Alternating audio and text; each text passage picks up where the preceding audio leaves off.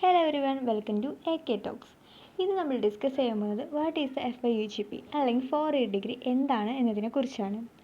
നമുക്ക് എല്ലാവർക്കും തന്നെ അറിയാം, കഴിഞ്ഞ അക്കാദമിക് ഇയർ മുതലാണ് കേരളത്തിൽ FYUGP എന്ന ഡിഗ്രി വരുന്നത്. അതിന് മുമ്പ് വരെ നമുക്ക് എല്ലാവർക്കും അറിയുന്ന ഡിഗ്രി 3-year ഡിഗ്രി മാത്രമായിരുന്നു.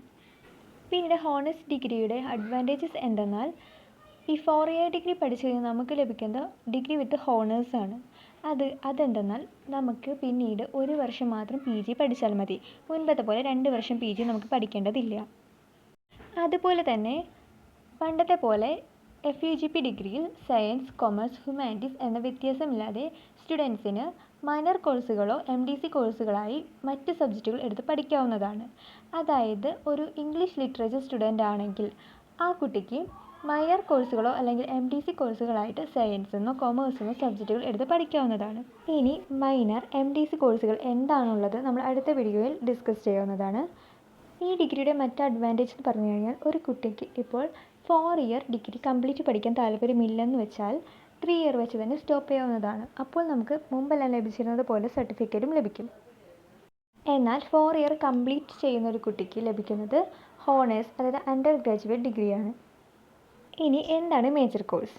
മേജർ കോഴ്സ് എന്നാൽ, അതായത് നമ്മളൊരു ഇംഗ്ലീഷ് സ്റ്റുഡൻ്റ് ആണെന്ന് വെച്ച് കഴിഞ്ഞാൽ ഇംഗ്ലീഷ് ആയിരിക്കും അവരെ മേജർ.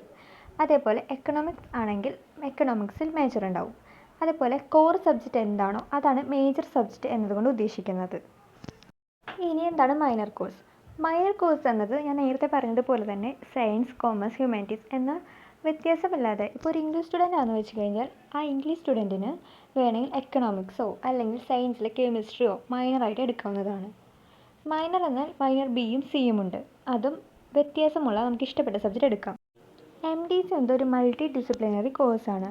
അതായത് 3-year ഡിഗ്രിയിൽ ഓപ്പൺ കോഴ്സ് ആയിട്ടാണ് ഇത് അറിയപ്പെടുന്നത്. എന്നാൽ 4-year ഡിഗ്രിയിൽ വരുമ്പോൾ മൾട്ടി ഡിസിപ്ലിനറി കോഴ്സ് അല്ലെങ്കിൽ MDC കോഴ്സ് എന്നറിയപ്പെടുന്നു. ഇതും നമുക്ക് ഇഷ്ടപ്പെട്ട സബ്ജക്റ്റുകൾ എടുക്കാവുന്നതാണ്.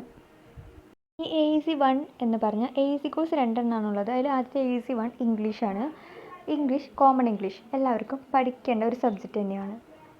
ഇത് കൊമേഴ്സ്, സയൻസ്, ഹ്യൂമാനിറ്റീസ് എന്നിങ്ങനെ വ്യത്യാസപ്പെട്ടിരിക്കും. അടുത്തത് AEC 2. ഇതും നിർബന്ധമായി പഠിക്കേണ്ടതാണ്. ഇത് മലയാളം അല്ലെങ്കിൽ ഹിന്ദി ആയിരിക്കും ഉണ്ടാക്കുക.